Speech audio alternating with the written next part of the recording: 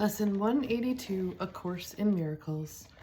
I missed yesterday. I've been trying to do it every day, but things are kind of accumulating and I didn't have any time yesterday. But this is Lesson 182, A Course in Miracles. I will be still an instant and go home. This world you seem to live in is not home to you. And somewhere in your mind you know that this is true.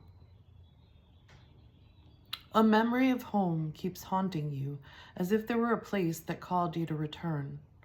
Although you do not recognize the voice nor what it is the voice reminds you of, yet still you feel an alien here from somewhere all unknown.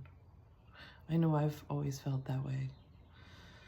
Nothing so definite that you could say with certainty you are in exile here, just a persistent feeling sometimes not more than a tiny throb, at other times hardly remembered, actively dismissed but surely to return to mind again. No one but knows whereof we speak. Yet some try to put by their suffering in games they play to occupy their time and keep their sadness from them.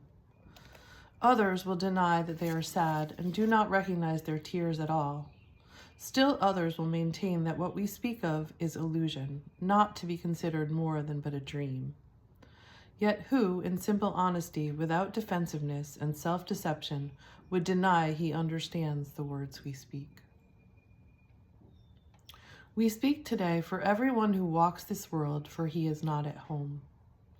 He goes uncertainly about in endless search, seeking in darkness what he cannot find, not recognizing what it is he seeks. 1,000 homes he makes, yet none contents his restless mind. He does not understand he builds in vain.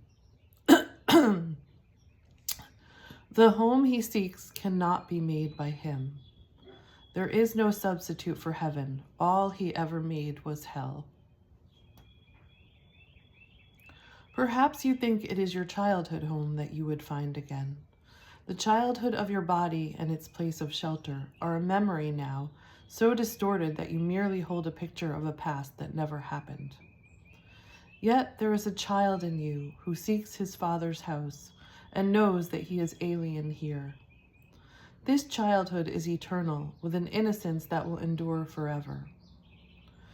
Where this child shall go is holy ground. It is his holiness that lights up heaven, and that brings to earth the pure reflection of the light above, wherein are earth and heaven joined as one.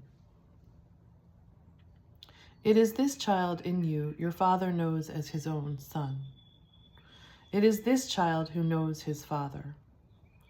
He desires to go home so deeply, so unceasingly. His voice cries unto you to let him rest a while.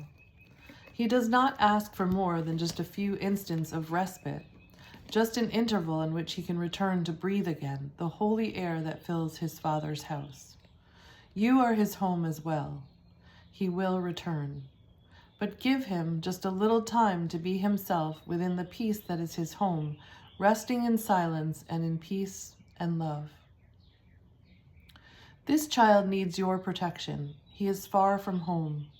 He is so little that he seems so easily shut out, his tiny voice so readily obscured, his call for help almost unheard amid the grating sounds and harsh and rasping noises of the world. Yet does he know that in you still abides his sure protection. You will fail him not. He will go home, and you along with him. I think of that as your inner child. Who we need to learn how to love. This child is your defenselessness, your strength. He trusts in you. He came because he knew you would not fail. He whispers of his home unceasingly to you, for he would bring you back with him, and he himself might stay and not return again, where he does not belong, and where he lives an outcast in a world of alien thoughts. His patience has no limits. He will wait until you hear his gentle voice within you, calling you to let him go in peace along with you to where he is at home and you with him. When you are still an instant, when the world recedes from you, when valueless ideas cease to have value in your restless mind, then will you hear his voice. So poignantly he calls to you that you will not resist him longer. In that instant he will take you to his home, and you will stay with him in perfect stillness, silence, and at peace. Beyond all words, untouched by fear and doubt, sublimely certain that you are at home. Rest with him frequently today, for he was willing to become a little child, a little child that you might learn of him how strong is he who comes without defenses, offering only love's messages to those who think he is their enemy. And that reminds me of Jesus. He holds the might of heaven in his hand and calls them friend and gives his strength to them, that they may see he would be friend to them. He asks that they protect him, for his home is far away, and he will not return to it alone. Yeah, that's where they're going. Christ is reborn, but as but a little child, each time a wanderer would leave his home. For he must learn that what we would protect is but this child,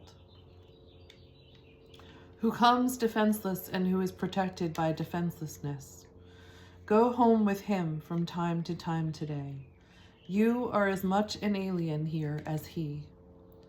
Take time today to lay aside your shield, which profits nothing, and lay down the spear and sword you raised against an enemy without existence. Christ has called you friend and brother. He has even come to ask your help in letting him go home today, completed and completely. He has come as does a little child who much beseech his father for protection and for love. He rules the universe, and yet he asks unceasingly that you return with him and take illusions as your gods no more. You have not lost your innocence. It is for this you yearn. This is your heart's desire. This is the voice you hear, and this the call which cannot be denied. The Holy Child remains with you. His home is yours. Today he gives you his defenselessness, and you accept it in exchange for all the toys of battle you have made. And now the way is open, and the journey has an end, in sight at last. Be still an instant, and go home with him, and be at peace a while. And so it is.